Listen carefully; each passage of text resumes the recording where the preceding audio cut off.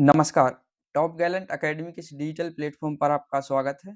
आइए शुरू करते हैं आज यानी 9 नवंबर के करंट अफेयर्स अपडेट की।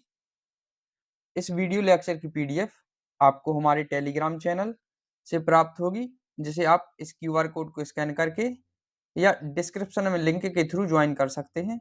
चलिए बढ़ते हैं वीडियो की तरफ और शुरुआत मध्य प्रदेश के साथ,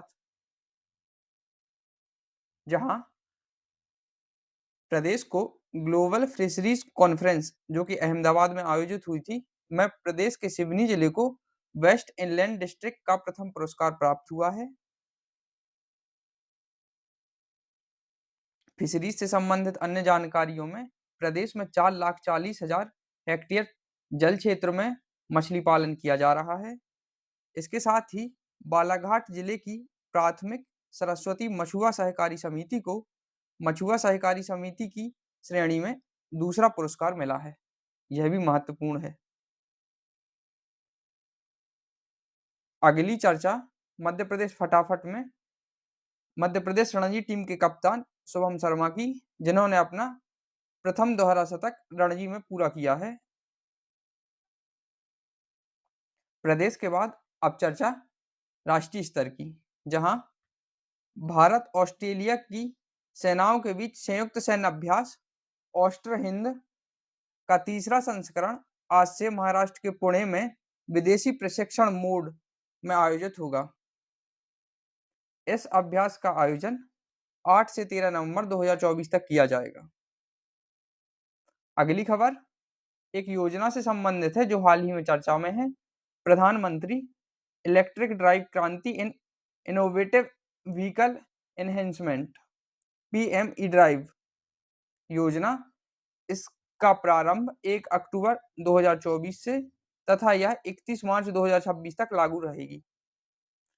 आप यहाँ देख सकते हैं, इसका उद्देश्य इलेक्ट्रिक वाहनों ईवी को अपनाने में तेजी लाना, आवश्यक चार्जिंग इंफ्रास्ट्रक्चर विकसित करना और देश भर में एक मजबूत ईवी विनिर्माण पारिस्थितिकी तंत्र स्थापित करना है। अगली खबर वन्यजीवों से संबंधित है, जहां राजस्थान में स्थित रणथंभौर टाइगर रिजर्व से 25 बाघ लापता होने के कारण यह मुद्दा गरमाया हुआ है और यह टाइगर रिजर्व भी चर्चा में है। बढ़ते हैं अगली खबर की ओर, जहां हाल ही में सुप्रीम कोर्ट ने उत्तर प्रदेश मदरसा अधिनियम 2004 की संवैधानिक मान्यता बहाल की है। इसके कारण कुछ संवैधानिक प्रावधान चर्चा में हैं।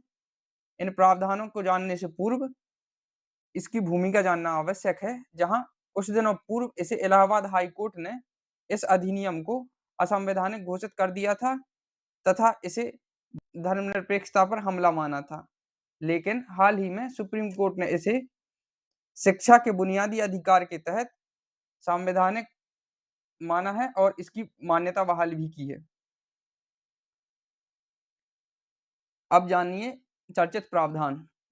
अनुच्छेद 14 विधि के समक्ष क्षमता, अनुच्छेद 15 धर्म, मूल जाति, वंश, जाति, लिंग या जन्म स्थान के आधार पर भेदभाव का निषेध, अनुच्छेद 21 प्राथमिक शिक्षा का अधिकार, जिसे 86वें संविधान संशोधन 2002 द्वारा जोड़ा गया था, तथा अनुसूची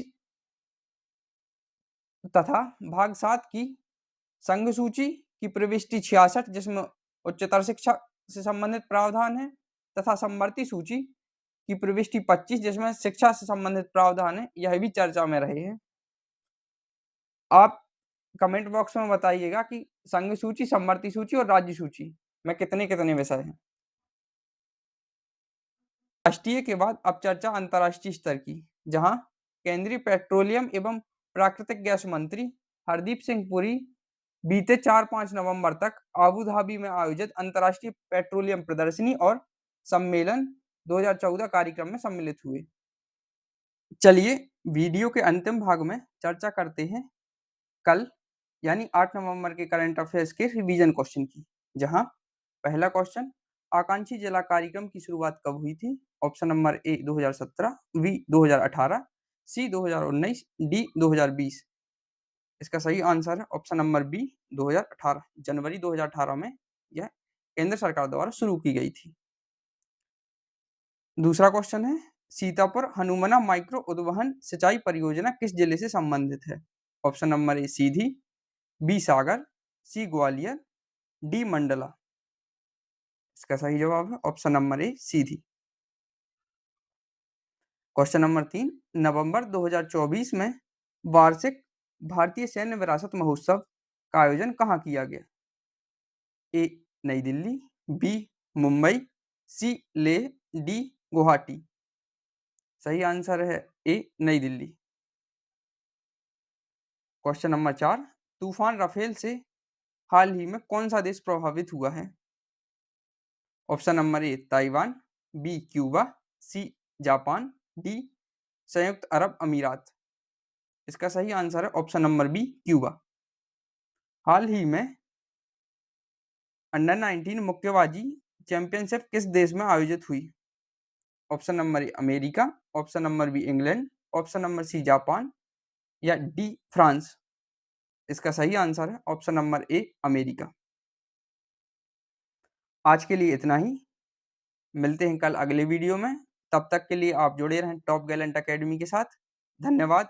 हैव अ नाइस डे।